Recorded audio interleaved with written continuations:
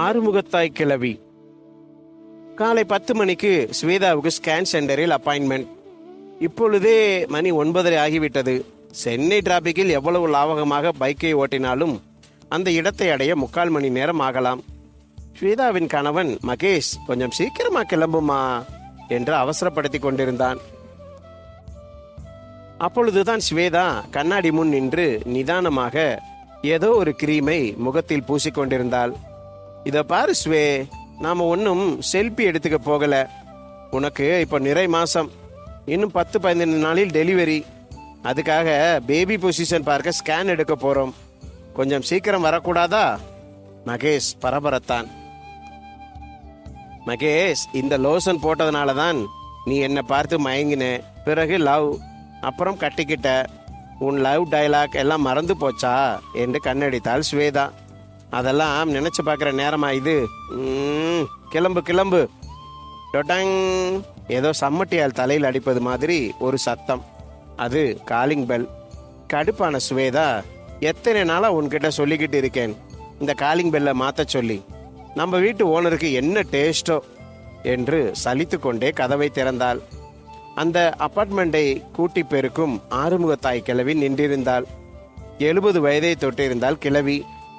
ஆனாலும் முறுக்கேறிய நரம்பு மாதிரி உடம்பு, சற்று ஒல்லியான தேகம், தோல் எல்லாம் சுருங்கி இருந்தாலும் கண்களில் மட்டும் ஒருவித தீச்சன்யம். வெற்றிலை கரை படிந்த பற்களை காட்டி சிரித்தாள்.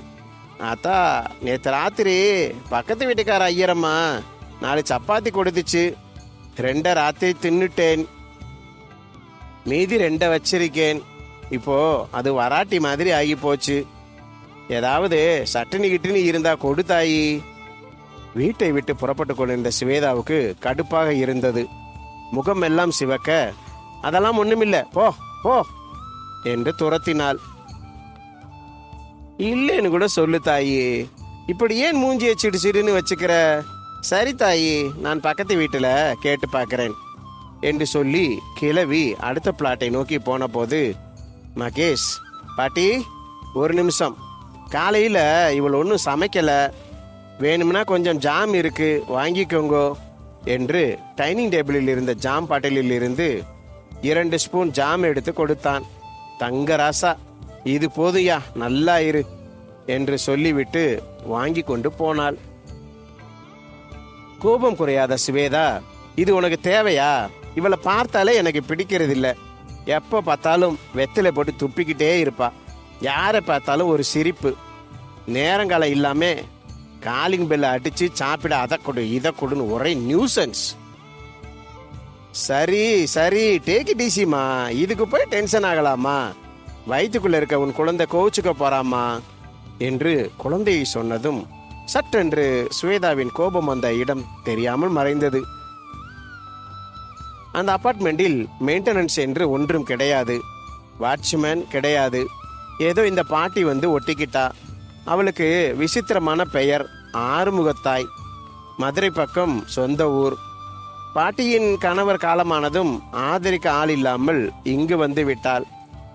2 நாளைக்கு ஒரு முறை பிளாட்டை கூட்டி பெருக்குவா. ஆண்கள் பைக் எடுக்கும் போதும் கார் எடுக்கும் போதும் சிரித்து கொண்டே நல்லா இரு ராசா என்பாள்.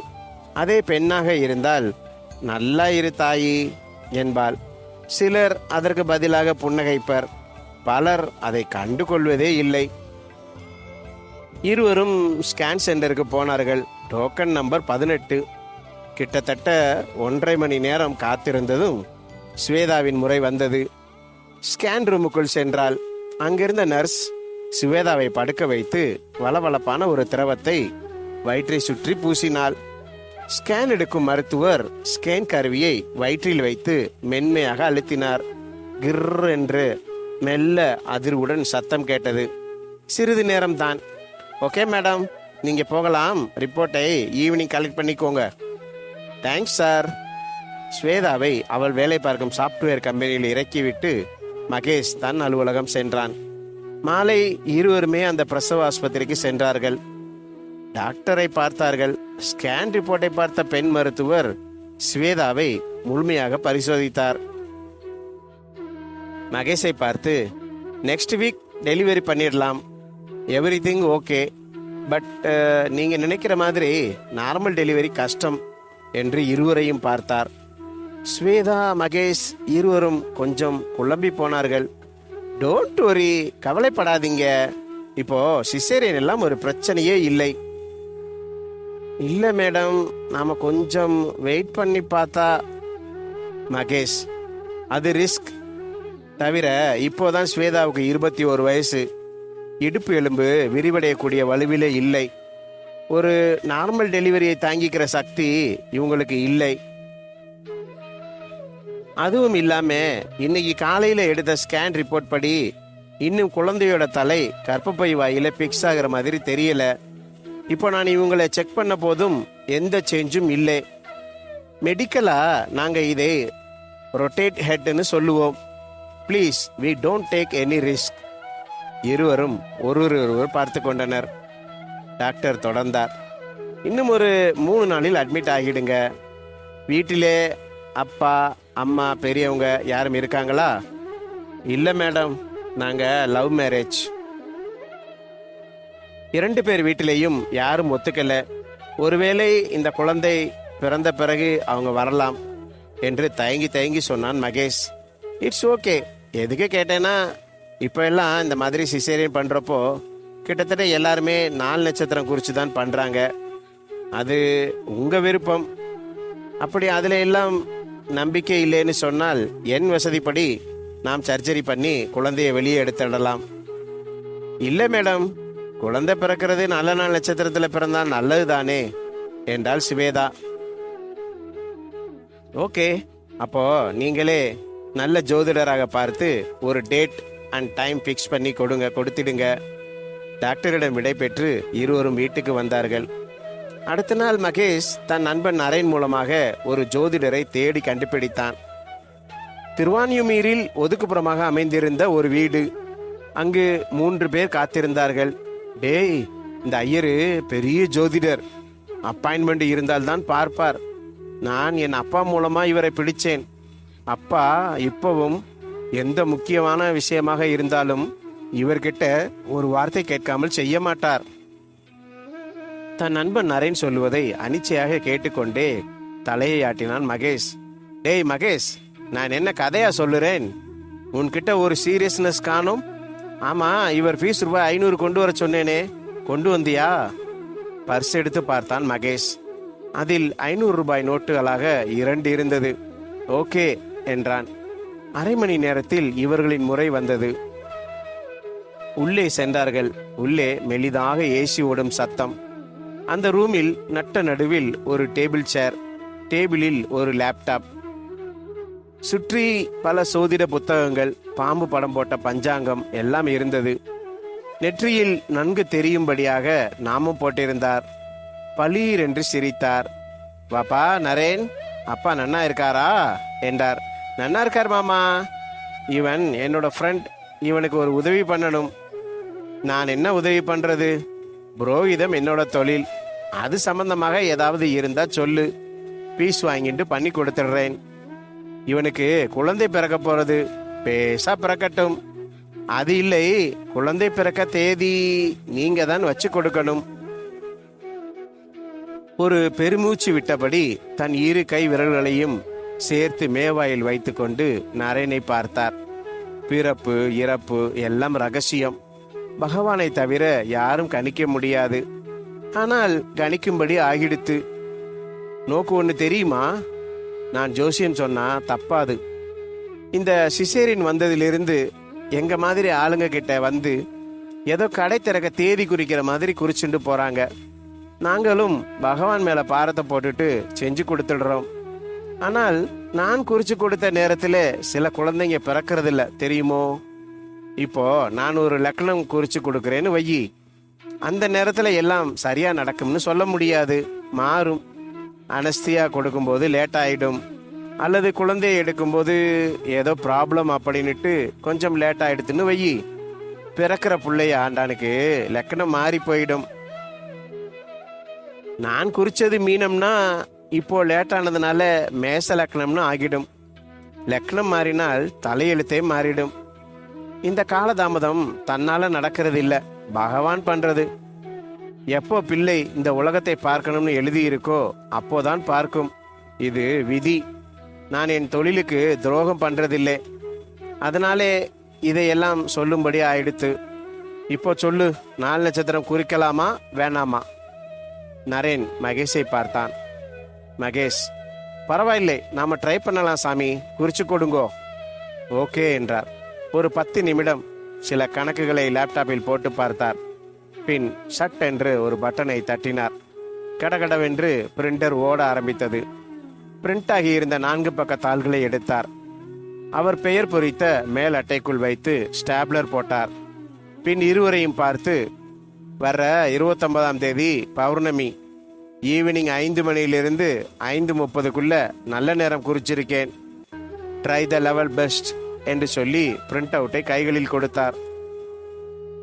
பீஸை கொடுத்துவிட்டு இருவரும் புறப்பட்டார்கள்.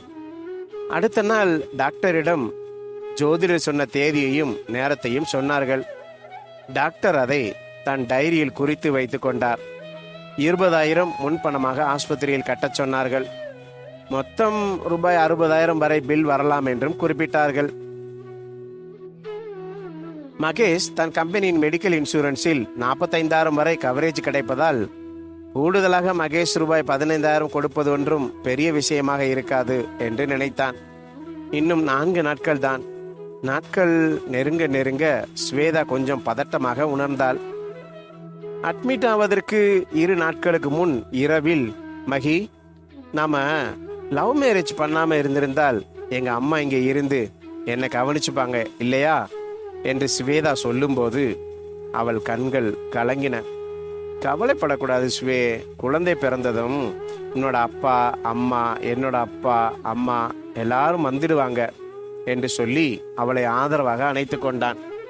நீ என்னை ஆறுதல் படுத்த சொல்லுற போய் இதுன்னு தெரியும் மகி, நமக்கு வேற வழி இல்லை. பொங்கி வரும் அழுகையை மறைக்க முடியாமல் திணறி திணறி அழ ஆரம்பித்தாள்.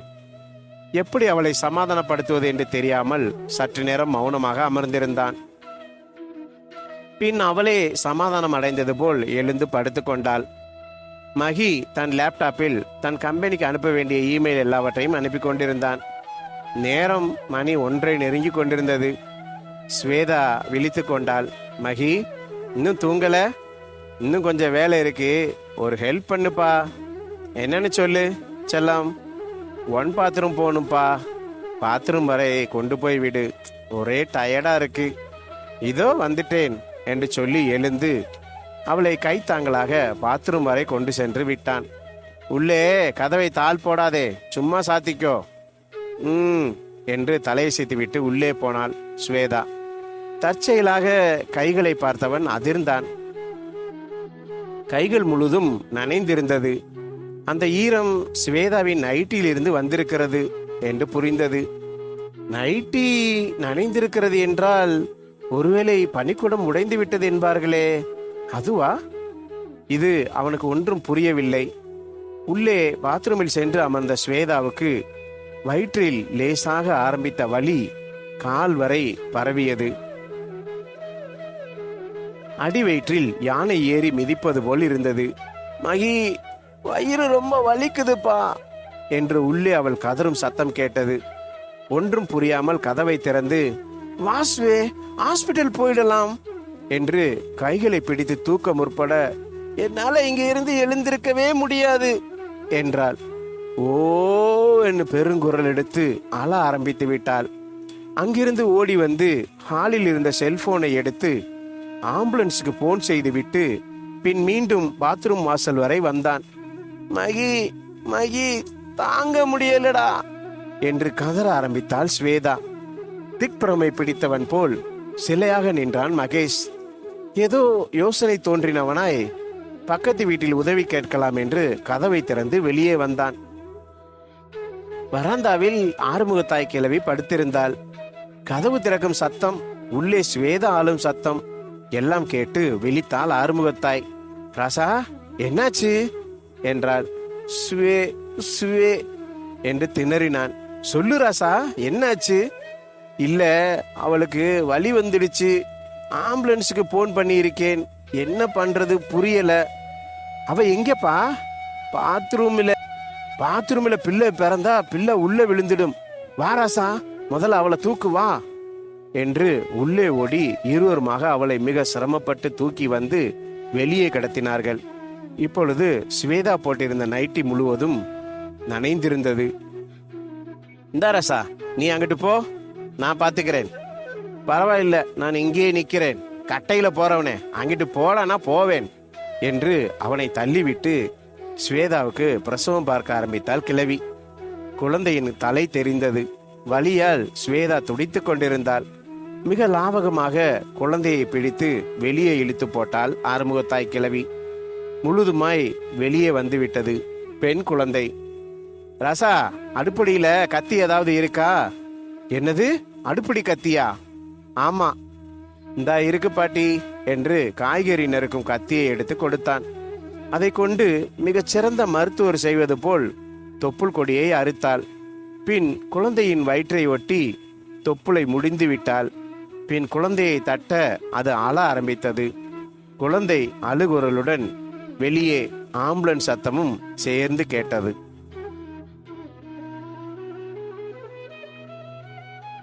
நண்பர்களே, தொடர்ந்து இந்த கதையை குறித்த உங்கள் கமெண்ட்டுகளை கீழே பதிவிடுங்கள். தொடர்ந்து இது போன்ற கதைகளையும் கேட்பதற்கு நம் தமிழ் நம்பர் 1 ஸ்டோரிஸ் சேனலை சப்ஸ்கிரைப் செய்ய மறக்காதீர்கள் நண்பர்களே. வணக்கம்.